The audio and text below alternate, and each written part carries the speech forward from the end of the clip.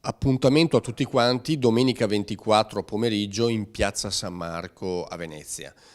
Arriva come ogni anno il cammino da San Marco a San Marco, un cammino che ha visto 200 staffettisti partire da Pai, dalla piazza San Marco, dalla piazza San Marco appunto a Pai sul lago di Garda, e che ha attraversato tutto il Veneto. Ha toccato i luoghi di fede più importanti della nostra regione, la Basilica di San Zeno a Verona, la Basilica della Madonna a Monteberico, che toccherà sabato la Basilica del Santo a Padova, quindi tutta una serie di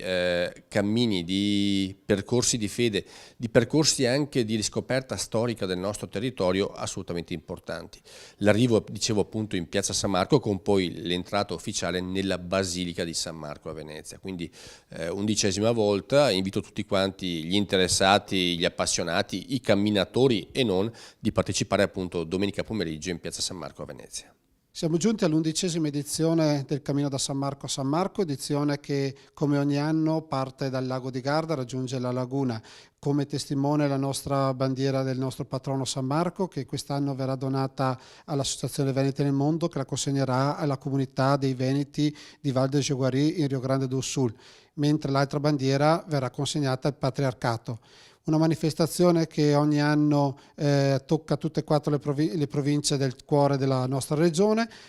coinvolge oltre 200 camminatori ed invito tutti a partecipare con famiglie, seguito, bambini, in modo tale che sia una grande festa di popolo.